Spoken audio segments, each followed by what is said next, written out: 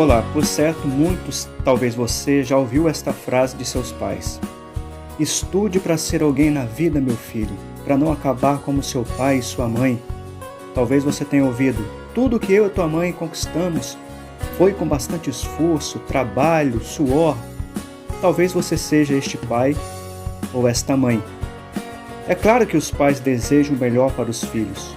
No entanto, o que de fato será melhor para os nossos filhos? Estudar, trabalhar para ter coisas, ser reconhecido, ter prestígio, alcançar uma posição na sociedade? Com certeza, estudar e trabalhar são coisas fundamentais para a vida, mas para quê? Para se ganhar um título antes do nome, tipo doutor, excelentíssimo? Bom, em minha época, a maioria das mães gostaria de ter um filho médico. Não sei se era para cuidar dela na velhice ou para se ter orgulho de ver seu filho ser chamado de doutor. Bom, a mensagem de hoje é para todos os que estão ouvindo, principalmente a você que é mãe, que tanto se preocupa com seus filhos. Qual deve ser o maior desejo de uma mãe? A resposta virá de Jesus Cristo. Nossa reflexão será no texto de Mateus, capítulo 20, do versículo 20 até o versículo 28.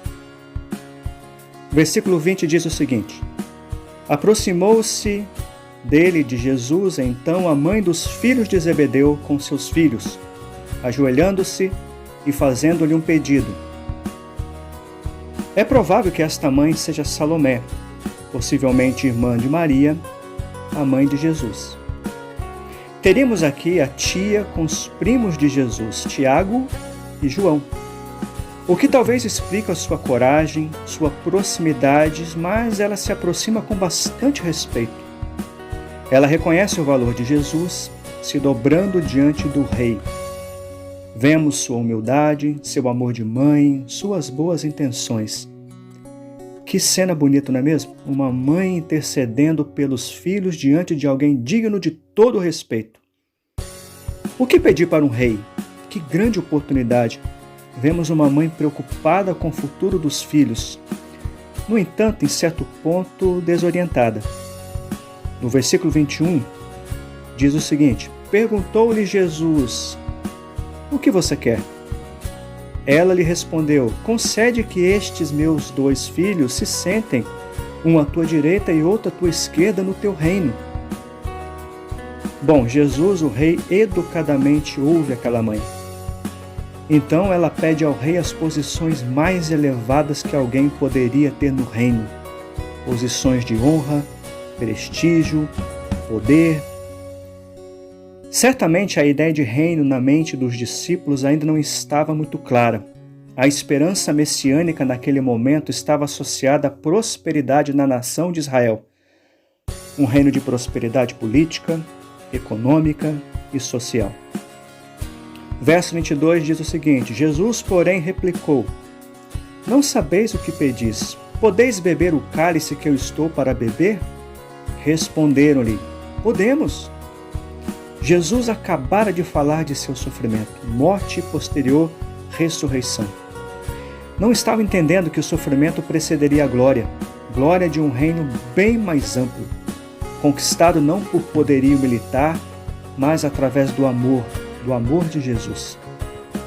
Muitas vezes o anseio por coisas que a nossa cultura valoriza nos deixa cegos para o que de fato é o mais importante. E mais, nos dispomos a qualquer sacrifício para realizar nossos sonhos terrenos.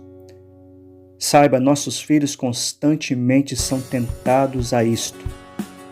Então, no versículo 23, Jesus disse: O meu cálice certamente haveis de beber, mas o sentar-se à minha direita e à minha esquerda não me pertence concedê-lo, mas isso é para aqueles para quem está preparado por meu Pai. A história bíblica nos mostrará que, de fato, Tiago e João cumpriram esta profecia. Quando entenderam a missão do Rei Salvador, do leão que foi cordeiro, honraram o Rei sofrendo por ele e por seu reino. No versículo 24, diz: E ouvindo isso, os 10 indignaram-se contra os 2 irmãos. Bom, aqui os 10 são do grupo de 12, né? E os 10 ficaram bravos, nervosos contra Tiago e João. Alguém já disse que onde há poder, há disputas. Assim começam as guerras. A concorrência é grande, as vagas são poucas. Os dois, Tiago e João, possivelmente usaram o recurso da vantagem familiar. E o restante, que farão? Afinal, neste mundo cão, não podemos ficar para trás, não é mesmo? Usarão o recurso da inteligência? Bom, eu sou mais inteligente, eu tenho diplomas. Será que usarão o recurso da beleza? Sou mais bonito, tenho um sorriso mais chamativo, sou mais gracioso. Será que usarão o recurso da força física? Bom, eu sou forte, eu tenho poder, eu posso. Ou da falcatrua, do jeitinho brasileiro? Judas com certeza ganharia nessa. Todos querem uma fatia do bolo. Neste caso, só há 2 pedaços. Como Jesus irá colocar fim a esta guerra por domínio, privilégios, posições honradas? No versículo 25, Jesus diz: Jesus então chamou-os para juntos de si, e lhes disse: sabeis que os governadores dos gentios os dominam, e os seus grandes exercem autoridades sobre eles. Geralmente resolvemos conflitos dizendo para cada um ir para o seu canto. Criamos partidos, cada um com sua maneira própria de enxergar as coisas. Cada facção com seu próprio sistema de justiça. Bom, neste caso a concorrência continuaria. Dos grupos que existem, quem está com a razão? A quem seguiremos? Quais grupos os nossos filhos seguirão? Qual ideologia mais correta? O Senhor Jesus põe fim a tudo isso. Jesus não divide o grupo, pelo contrário, a unidade permanece quando se centraliza nele e em sua missão. É isto que ele faz ao chamá-lo para junto de si. É isso que ele faz quando explica a noção humana de poder com suas complexas hierarquias e títulos, com toda a tirania e opressão.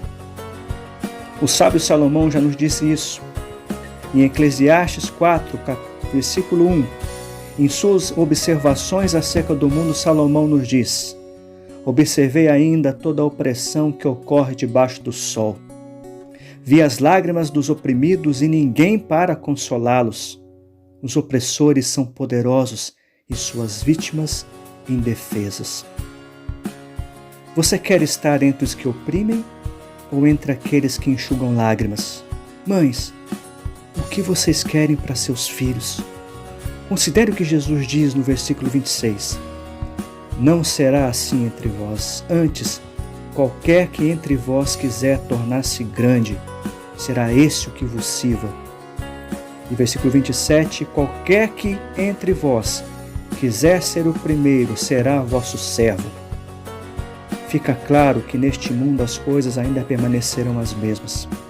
No futuro sabemos que Deus mudará tudo isso. Mas mesmo neste mundo, Jesus chama pessoas a viver de uma maneira diferente, uma vida grandiosa. Saiba, Deus mede a grandeza de uma pessoa não pelo seu título, mas por seu serviço aos outros. Mãe, seu filho será grande se for um servo. Este deve ser seu maior desejo.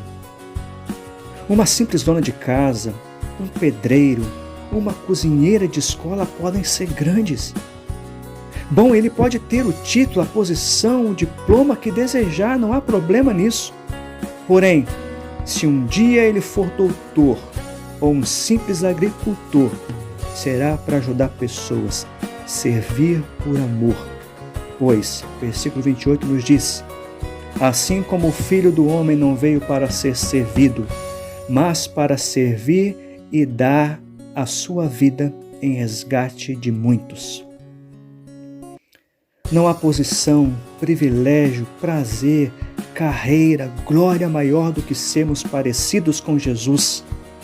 Ele foi um grande servo, o maior.